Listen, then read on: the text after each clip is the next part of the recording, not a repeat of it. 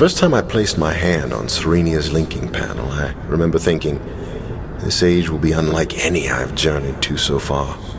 And it was. The sky was crisp and clear. The rivers and waterfalls sparkled like diamonds. Even the worn paths threading through the canopies of stone took my breath away. I met a group of women who told me they had been expecting me, and as we talked late into the evening, they did seem to know a lot about me. Yet the more they explained why, the more impossible their story seemed. Of course, Catherine's ages have always struck me as impossible. Why should this one have been different?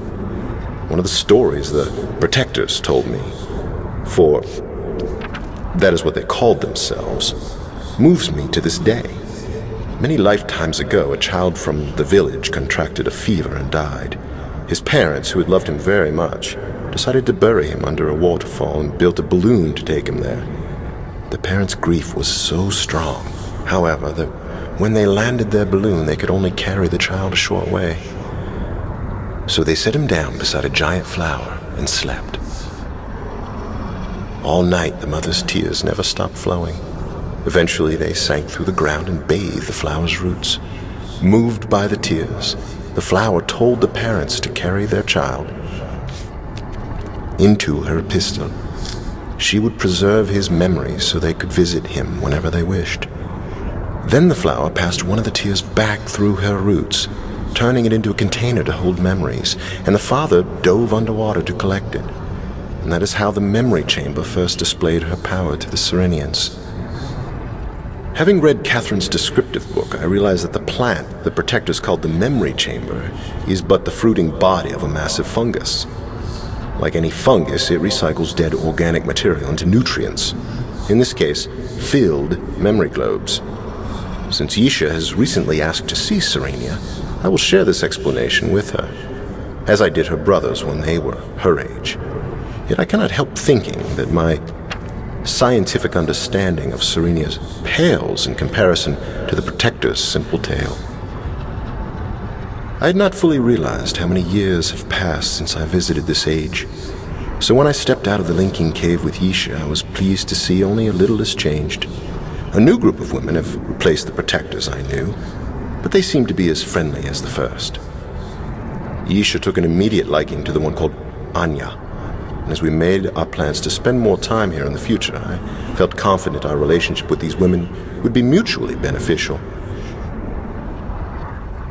After an absence of several weeks, we returned to Serenia last night. Catherine agreed to accompany us, so we will stay for a week or more. This morning, I took advantage of Catherine's presence to re-explore alone. My route soon took me beyond Serenia's current memory chamber to the old abandoned flower which had served the village centuries ago. The man-made edifice surrounding the chamber looked much the same as I remembered, although the flower itself was in far worse state of decay. I tried opening the door to explore inside, but found it locked. Just as well.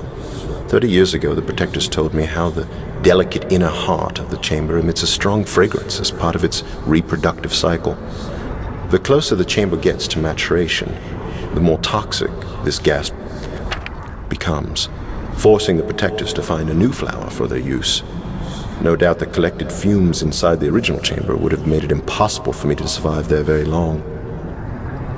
Catherine says I should have seen it coming, but this morning, Yisha asked permission to meet Serenia's ancestors. I tried to explain that the place the protectors called Dream is not real. How can it be? But she insists on finding out for herself. So what am I to do? I suppose it will do no harm to let her try. From what Anya told me, it should take several months for Yisha to learn how to dream. And it has certainly been a while since I've had enough free time to concentrate on the crystal viewer's attachment. Keeping my inquisitive daughter occupied may end up being beneficial for us all. I cannot believe how quickly time has flown. Today we attended a ceremony on Serenia's celebrating Yisha's mastery of their customs. I must admit, although my doubts about the dream realm remain, seeing my daughter's pride as she received the protector's necklace made it all seem worthwhile. Yisha said something strange during our writing lesson today. She thought it was sad that Catherine rarely writes anymore. and asked if we should explain that just because someone dies after visiting an age doesn't mean the age's writer is responsible. I knew immediately she was talking about my grandmother. Yet Catherine and I have never fully described Anna's death, so how she knew this information is a mystery. When I asked, she said her necklace had said something while she was holding Anna's picture. The answer was completely unsatisfactory. Yet I must admit, Isha had displayed an uncanny knowledge of things she never witnessed ever since receiving the Protector's gift. I'd like to examine this necklace more closely, but at the moment the situation with Cirrus and Achenar takes precedence.